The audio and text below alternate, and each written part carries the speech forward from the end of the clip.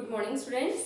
So today again I am here to continue chapter number 1, and our today's topic is how to represent under root numbers, or we can say how to represent decimal real numbers on number line. So have a look at it.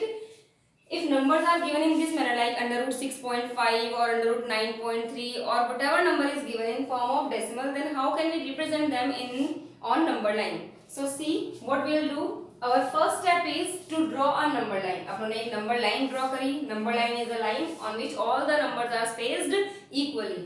वो same ही बोलूंगी मैं. Scale आप 2 centimetre ले लीजिए, 2 centimetre scale लीजिए, because 1 centimetre gap बहुत कम हो जाएगा. Okay, now take scale as 1 unit equals to 2 centimeter, so that you can draw it properly. आप अच्छे से draw कर पाएंगे. So first step is to draw a number line. Now we will label 0 as A. आपने 0 को label किया as A और आप नेगेटिव साइड में जाएंगे. ओके, नेगेटिव साइड में -6.5. तो -6.5 will lie between -6 and -7. Suppose -6.5 lies here. Okay, so label this point as B. So can you tell me what will be the length of this line segment AB? इस AB line segment की length कितनी होगी? Its length will be 6.5 units. ये length होगी 6.5 units.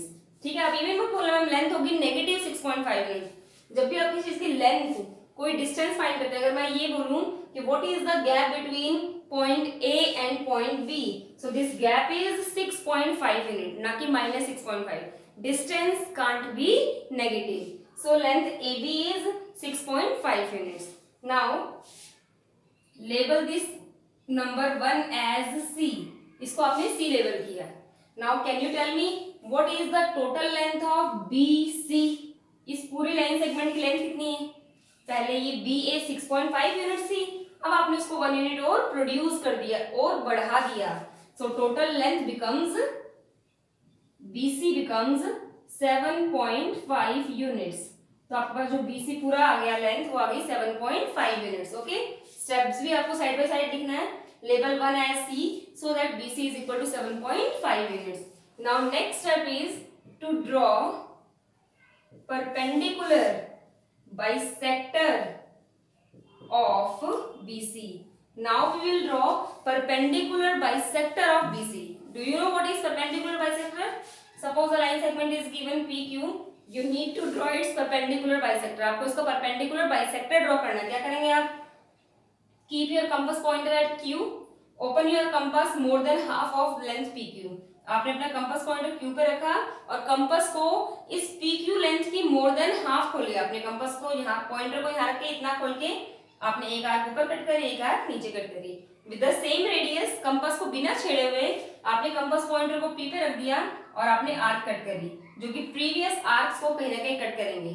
Join it with dotted lines. आपने इसको dotted line से जब ज्वाइन किया तो ये जो पॉइंट आएगा ये आपको PQ का क्या मिल जाएगा? मिड पॉइंट मिल जाएगा. एज वेल एज यहाँ जो एंगल बनेगा that is also right angle. तो ये होता है परपेंडिकुलर बाइसेक्टर ड्रॉ करना, जो आपने अपनी प्रीवियस क्लासेस में पढ़ा हुआ है. So now coming to the topic, we have to draw perpendicular bisector of BC. BC का परपेंडिकुलर बाइसेक्टर ड्रॉ करेंगे. कंपास पॉइंटर C पे रखा, मोर देन हाफ खोल के आपने आर्क कट करी. ऊपर आर्क आएगी, एक नीचे आर्क आएगी. With the same radius compass को बिना छेड़े बिना, कंपास जितना खुला हुआ उतना ही रखना है. With the same radius keep your compass pointer at B. Compass pointer B पे रखेंगे और आर्क कट करेंगे जो प्रीवियस आर्क को कहीं ना कहीं कट करेगी. ठीक है, join these arcs with dotted lines. आपने इसको डॉटेड लाइन से जोड़ा, इस तरीके से जुड़ेगा. सो दिस पॉइंट, जो भी पॉइंट ये आया, ये पॉइंट आपने लेबल कर दिया एज Z ले लेते हैं. O लेंगे तो फिर कंफ्यूजन हो जाएगा जीरो में और O में, तो Z ले लिया. Now label this point as Z. Now can we say that BZ and CZ both are equal? BZ और CZ दोनों equal है because you have drawn perpendicular bisector of BC, as well as here we get an angle of 90 degree. यहाँ पे हमें 90 degree का angle भी मिल रहा है. तो हमने फोर्थ स्टेप किया, draw perpendicular bisector of BC such that so that Z is the midpoint of BC. Okay, now in next step what we will do, compass pointer at z, compass pointer आप z पे रखेंगे and open your compass up to c, आपने compass pointer z पे रख के compass को c तक खोल लिया, या मैं बोलूं कंपास पॉइंटर z पे रख के कंपास को b तक खोल लिया. Both are same things because bz and cz both are equal in length, क्योंकि z क्या है, मिड पॉइंट है. So by keeping compass pointer at z, open your compass up to c and draw a semicircle. You will draw a semicircle which must pass through c and b.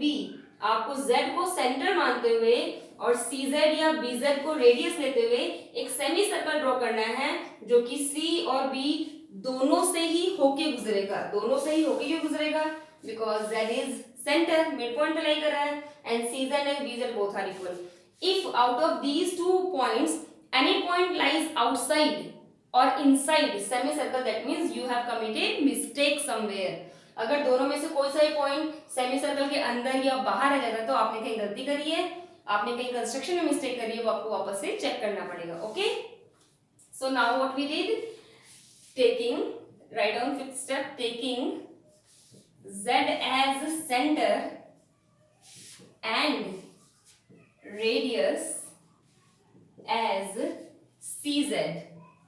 कितना होगा radius cz? Can you tell me what will be the length of cz? cz की length कितनी होगी?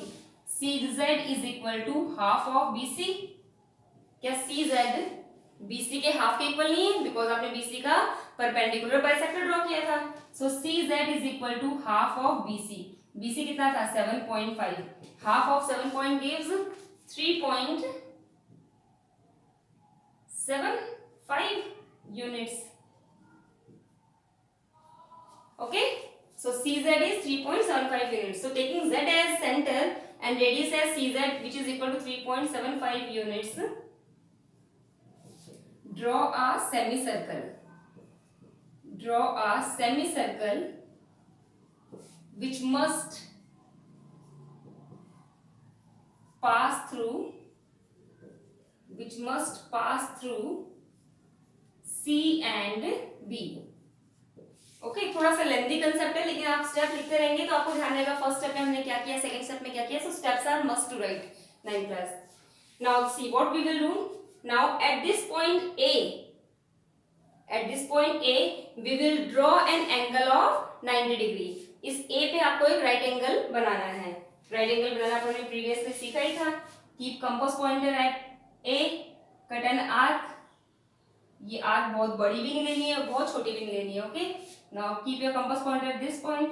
60 degree, 120 degree and then 90 degree आप join करेंगे इसको. Okay, at A we made an angle of right angle.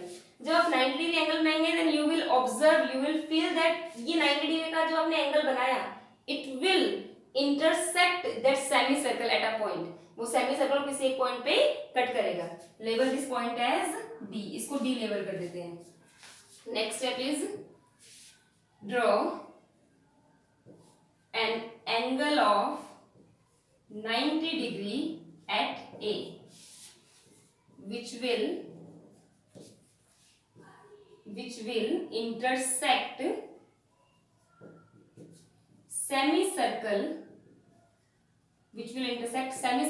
at D. D पे semicircle को intersect करेगा and join. in next step we'll write join ZD.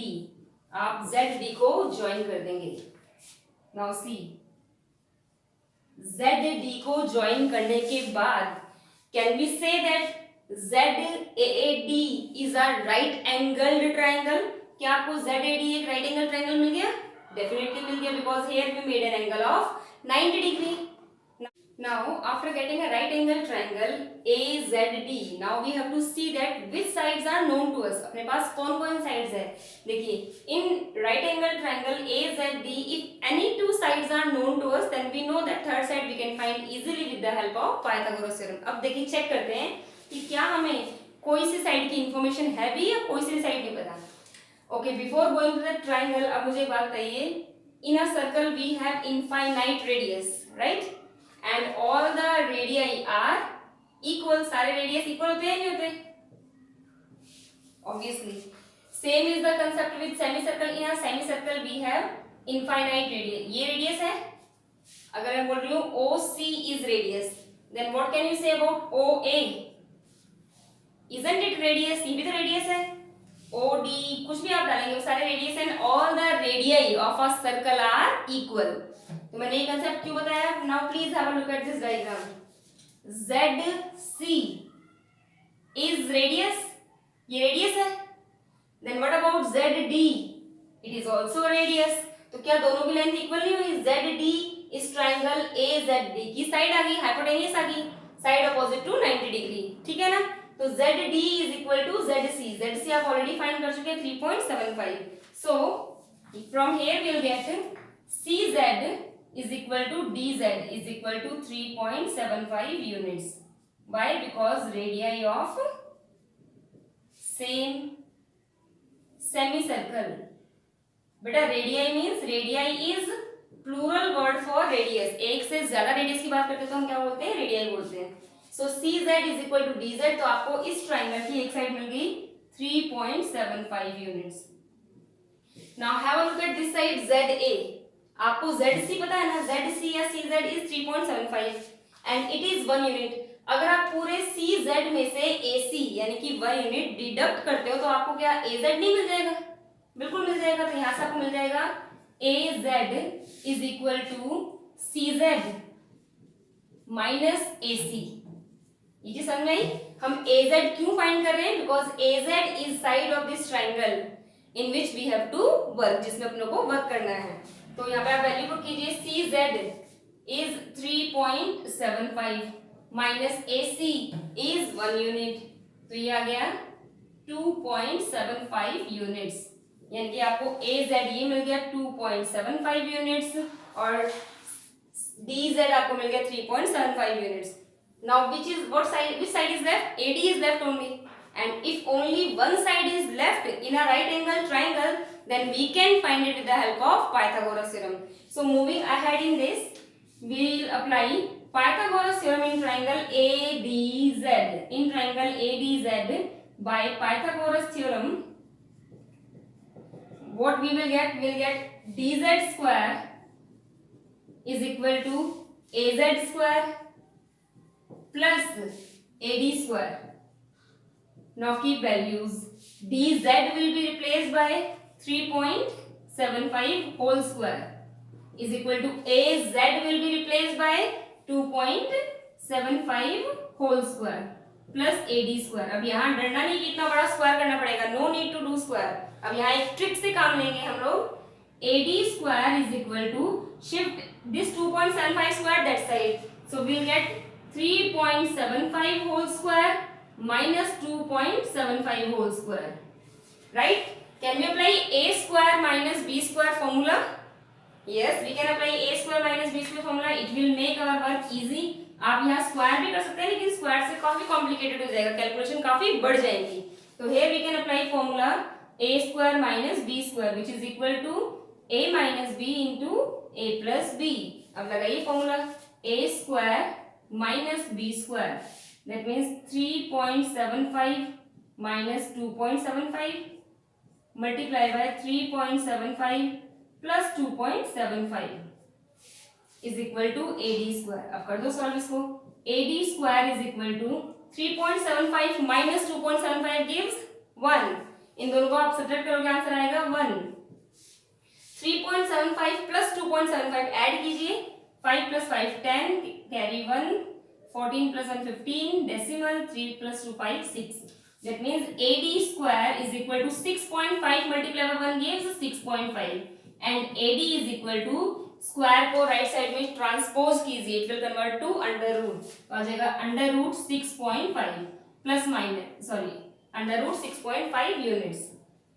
That means this length AD यहाँ देखिए this length AD is equal to under root 6.5 units. ये length वही आएगी जो आपको प्लॉट करनी है on number line. Now last step is keeping compass pointer at A. Compass pointer को A पे रखा and open it up to D. D तक खोल के आपने एक आर्क कट करी. कंपास पॉइंटर यहाँ रख के कंपास को D तक खोला आपने और एक आर्क कट करी. It will come like this. So this point represents under root 6.5 units. Last step में आप लिखेंगे यहाँ पे taking A as center and AD as radius,